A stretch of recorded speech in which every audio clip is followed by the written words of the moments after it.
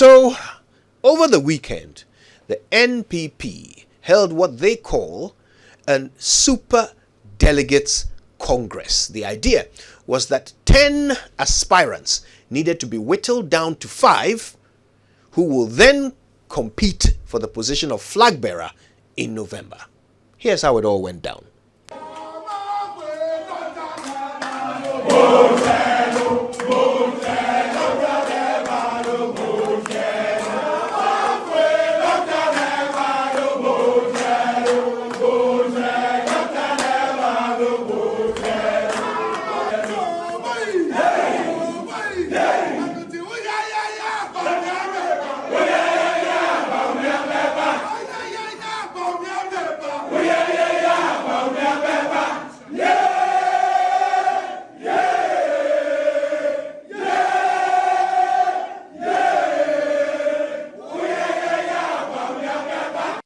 It is clear that delegates have made up their minds, and they have made it up for Mr. Kyeremanteng's victory.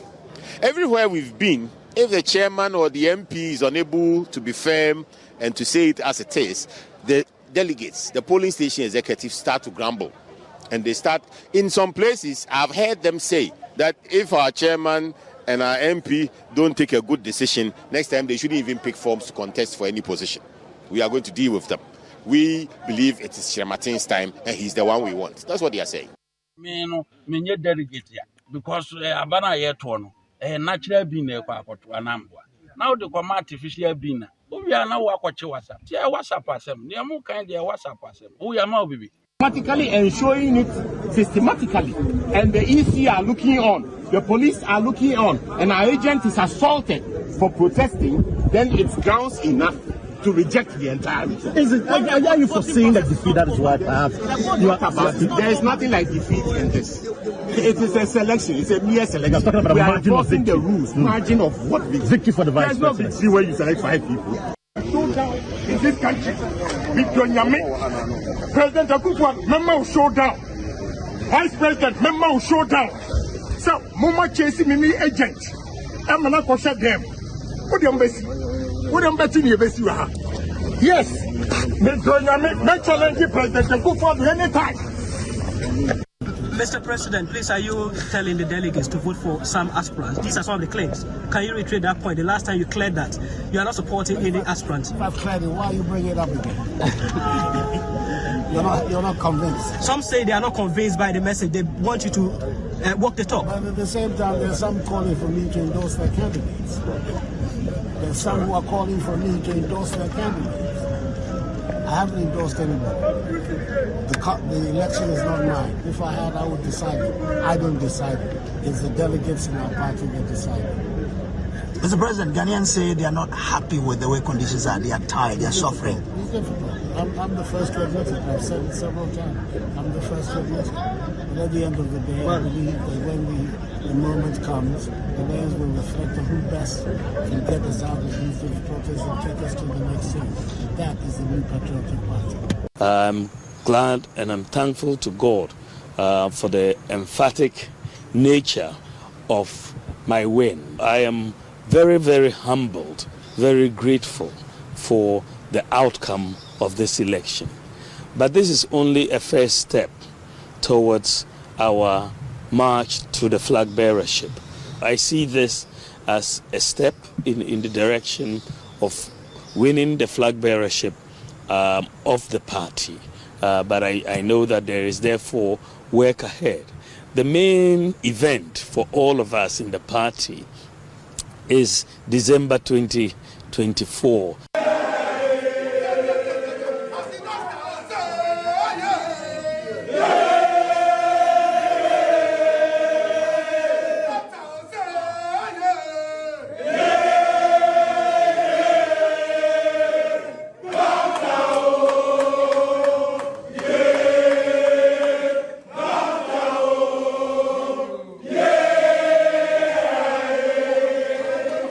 It was an eventful weekend indeed. All right, let's break it down. Joining us with political analysis, give us the clearest picture of the future, is Professor Kobby Mensah. And of course, he is an expert in political marketing. He joins us from University of Ghana. Professor Ransford Gyampo is a political analyst who requires no introduction. They both join us electronically. Prof Mensah, Prof Gyampo, good morning to you both. Good morning, Amon. Now, yeah, we're very well, thank you. Professor Gyampo, if you don't mind, I'd like to start with you. Now, Dr. Bawumia, you have said that this is no surprise to you. In fact, nothing that happened this weekend was a surprise to you. So, does that include the fact that Kennedy Agyapong got more votes than Alan Kyeremanteng? Yes, as I indicated earlier, I saw the first three winners in the super delegate elections, and my preliminary thoughts were that nothing was surprising to my mind. And then from our own research, the majority of the delegates who voted over the weekend were, in quotes, politically made by the establishment and their continuous stay in office as appointees. And even as elected people, is still based on the support of the establishment. And so they couldn't have varied their votes. Now, if you talk about Ken Agyapong, that I referred to as Ghana's maverick politician, his kind of great show among those who felt he also garnered his kind of great show among those who felt that they could get his support in terms of finances in their future electoral and political endeavors. And then also it is believed, given his persona and the way he goes about things, and his pedigree, it is believed that he could be a kingmaker and would easily nominate some of these guys who supports him for positions. But the point must also be made that he will be a serious force to reckon with in future because he's also a grassroots person. And so I knew this, and I wasn't quite surprised about his showing. I also am aware that our research show that majority of those who would really decide on who must lead the MPP as flag bearer are the grassroots. And so that's why I said that while we congratulate Dr. Bawumia for the kind of show he put up, he cannot be complacent. Right. While we congratulate Kennedy Agyapong for his show, he has more work to do in appealing more to the people above, the people up there, and then also appealing to his support base. Right. And then I encourage Mr. Alan Kyeremanteng not to give up at all, because this was just an internal arrangement to order to select those who must be presented at the real elections, and that he has more work to do in appealing to the people at the top whilst consolidating his base, at the grassroots. So, as I indicated earlier in a write-up that I posted on my page, the future of the MPP presidential aspirant race is heavily pregnant with definitely hugely uncertain possibilities. And that more work must be done by all the three. I say the first three, I don't know about the last two, but then the first three, they all have a lot of work to do. No one should be complacent, and no one should be should have his spirit, dampened. And I would also expect that voters or the delegates for themselves know the implications of the current elections, super delegate elections, and to be fired up to vote for whoever they think by their conscience would be the best, flag bearer of their party. So basically, these are my preliminary observations. Right. Nothing surprised me. If you believe in empirical research and you have gone to the grounds, you know that majority of the voting delegates are those ones at the grassroots. And again, nobody should be complacent, because whether you like it or not, this election, super delegate election, the verdict that came out was seen by many as the verdict of people whose bread has been battered, right, and that the verdict of those who are hungry would also be given. That's the view out there. If you speak to a few people at the grassroots, that those who are part of the administration, some of them keep saying that our party is in government, but we are in opposition. I don't know whether you've heard that expression before. And so immediately after elections, about 10 people that I sampled on phone were just saying that, look, those in government have decided, and we in opposition would also decide. And that's why I'm saying that because of that, let me finish on this. Because of that, Dr. Bawumia cannot be complacent. But because of that, Alan Kyeremanteng and Gyampo must also do more work to be able to ensure that they also put up more impressive show in November. Now, Prof. Mensah, I wonder if you will agree with Professor Gyampo, bearing in mind what the story that the numbers tell us, okay? So we have about 275 constituency chairmen, about 272 regional executives, 137 MPs, 17 national officers, okay? We even have diaspora voters, about 96 of them. You would say that all of these people make up either elected or appointed officers of the party. They are all party people, what you would describe as grassroots. In terms of appointees, out of the remaining number, only 21 of them are actual government appointees. So is it fair analysis, what people like Prof. Gyampo and others are saying, that these people, they voted this way because, they have no choice. Their very existence depends on the establishment? Is that really the case, or are they not party people?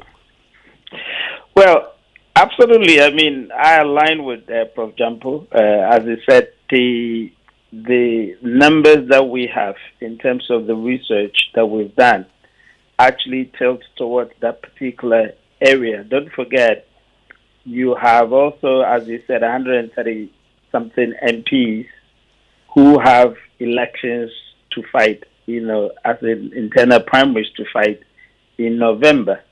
Certainly, a lot more will be hedging, knowing that this particular contest was to select the first 5.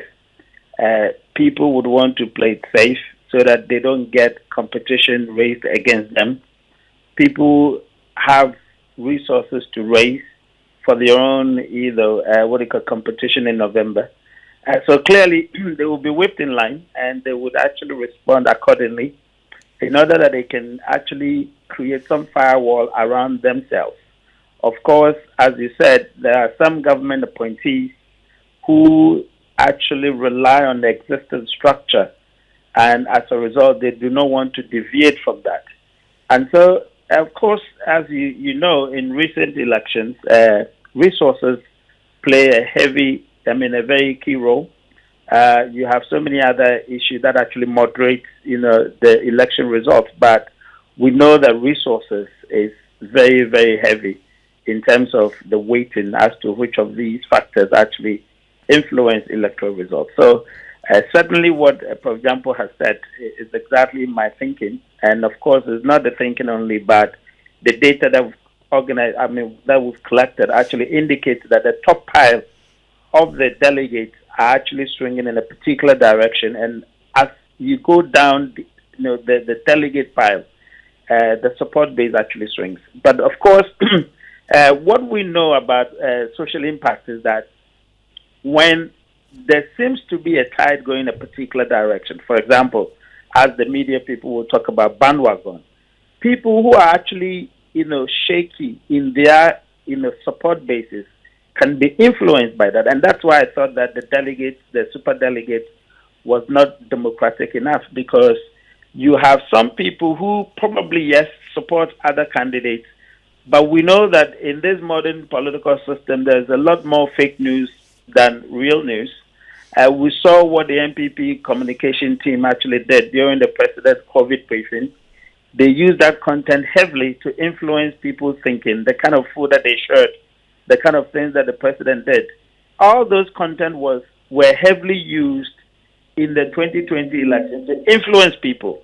Now, the tendency is that you're going to have the results of this being circulated in very unsuspecting areas, telling people that the election has actually been determined, or the party has actually determined that a certain candidate is winning, and so why do you want to waste your vote? There's that possibility of social impact, and so those who are not strong in terms of their support basis for the other candidate could be swayed.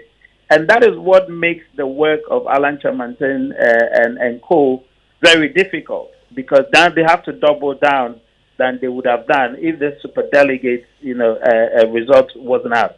I thought that it was needless for them to actually rank it in terms of who is first, who is second. If the objective was to select 5, you do not want to influence the minds of people in November by listing who tops, because in that way you have actually prejudiced the process in November. There's a reason why we don't do, presidential election and then do parliamentary the following day, because then you have actually muddied the waters. So the process that they use, I think, is a very weird one, and I don't know why they thought it was the right way to doing this. Yeah, but Prof. Mensah, to be fair to the party and even the Director of Electoral Service at the Electoral Commission, they only talked about those who had made it, and the party had indicated that this was just to, if I could put it this way, shortlist people and not necessarily determine who's the winner. But having said that, also, we'll come to, what the candidates must do. But you've been making reference to your research and how your research points to that it could swing when it comes to the main election. What is your research telling you in the main election, and how different is it? I mean, let's see the numbers, how different that is from what we saw on Saturday. Now, the data that we've collected, of course, these are not, public data. The data that we've collected actually indicates that, if you look at the levels of the delegates, from the super delegate to right down to the polling station level, the further you go, the more they drift from the center, i.e. from the establishment. Mm-hmm. And as a result, we expect that those, support bases, and which are the broadest in terms of the delegates, will be head more towards the other candidates than the leading candidate as we speak now. And that is what we actually expecting. But as I said, the caveat is that having had this super delegate, I am sure that the vice president's campaign is going to heavily use this data, this result, to influence or try to persuade people to actually move from their support basis onto their basis, because they're going to actually say that there has been a resounding lead. And that's the fear. And that's why I'm thinking that the Allen team has a lot more work to do in order that they don't get persuaded. People don't get persuaded by this result. And that's why I thought that this result, this process was wrongly done. Of course, the party didn't say that, but you want to put a mechanism in place so that people do not unduly use it for their own advantage. And that's the point. And I think that it was needless in the first place, actually. Prof. Gyampo, if I may, this process was different. Instead of a Congress so-called, in which case they would congregate in one place and carry out this exercise, a series of voting exercises were done across the regions, 17 centers across the regions. Do you think this change in format improved or detracted from the exercise and its fairness? Hello. Yes, Prof. Gyampo.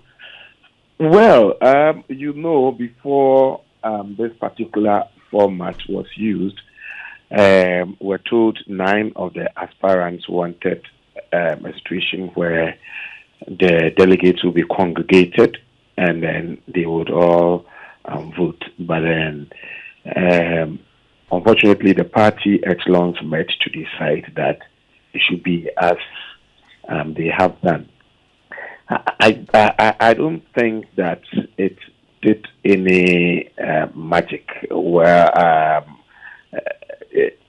for me, what is important is that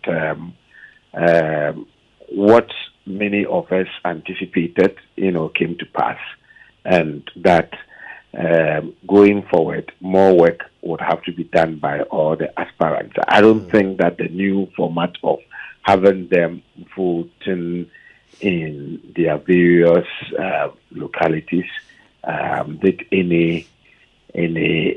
any shine out of the picture. I don't think it played up, into anybody's advantage or to anybody's disadvantage. Various aspirants have their reps at the various centers where voting took place. So I don't think it mattered, even though I would have thought that the party would have listened to the majority of the aspirants who favored an arrangement that would have brought all of them together to congregate at one venue to decide on who must lead all the ordering of the candidates in terms of the super delegates. But I want to re-echo the point that my colleague Professor Kobby Mensah made earlier, that also trying to say that this one came first, this man came second, is a way of trying to stampede the broader masses into voting in a particular manner. And I'm not sure that the organizers or the top echelons of the party, factored this into their scheme of things. So electoral processes in political parties, electoral processes of the country are oftentimes allowed to undergo some of these processes just to be able to fine-tune them. And so as we grow, we learn. And so I want to believe that next time, in order not to prejudge outcomes of real elections, some of these things are done. But at the end of the day, you come out to say, well, these were the 5 who were selected, and without necessarily putting them in that kind of order in a manner that potentially can prejudge the outcome or influence voter behavior or delegate behavior in the major election. That aside, I want to believe that as for the delegates, by this time, majority of them have made their mind as to who they think must lead the party. And so with a little more work from all the aspirants, I favor an arrangement that ensures that whoever emerges is a true choice of the people and not a choice that people may have been forced to make. Right. Prof. Mensah, so all things being equal, based on your research, would it be your I don't know whether I should say declaration. Would it be your analysis that all things being equal, your research does not point to Dr. Bawumia winning the Delegates Congress in November? Okay, I mean, the evidence that we have suggests that, yes, the two, that is Dr. Bawumia and Alan Kyeremanteng, are very, very competitive. We expect that, Alan Kyeremanteng would win on the basis that, the party genuinely feels that he's the most competitive. Because we've conducted a series of research, both from the delegate perspective and national perspective. All of them actually tips Alan Kyeremanteng as the leading candidate and the most competitive to NDC's, former President John Mahama. Now, with that means that, if the delegates are actually going to look at the broader picture, the big picture, that is who is competitive and who can win them, the election based on their own break the eight philosophy, then of course we expect, candidate Alan Kyeremanteng to win. Now, as I said earlier, there is evidence that resources is playing a key role in this election. And that's why you find, Vice President, Bawumia and Kennedy Gyampo actually tipping the two. Now, if that scenario is played heavily, in the coming November election, then that can actually change the dynamic. But if we are going with the key objective of the party, believing strongly that they can win 2024 and break the eight, then the suitable candidate that they would want to go for, which evidently we've gleaned from the data, will be Alan Kyeremanteng. Now, let me add something to the question that you asked Prof. Gyampo, which he articulated clearly. I think that contextually, the procedure that they used was problematic. Now let's look at Northeast region, for example. It wasn't a bigger place, 28 votes. Now, do you think that anyone in Northeast could have actually departed from the whipping, scenario? It couldn't have been possible. 28. Now, it is most likely that they could fish out, the one who actually deviated from the norm. And as a result, all the 28, actually voted, or the 28 actually voted, in a particular direction. And that's the problem. Now, if you do that kind of thing that they did, it is easy for people to be picked out, for, disobeying or for going against the norm. And that's why I think it was problematic. I think that if they had congregated at a particular place, people wouldn't have been hedging, so to speak, in voting in a particular direction. They would have actually voted according to their conscience, according to what they believe in, but having disaggregated them made it much more, difficult for people to actually go against the rule, because they think that they will be fished out. They can actually competition could be actually raised against them, etc., and therefore whip them along the line. Interesting. We're talking to Professor Kobby Mensah and Professor Ransford Gyampo. We've done some analysis of how things unfolded over the weekend. This is only the beginning of the conversation. You'll be hearing more as we engage further with these and other analysts. For now, thank you very much to the two professors, Kobby Mensah and Ransford Gyampo, for joining us this morning.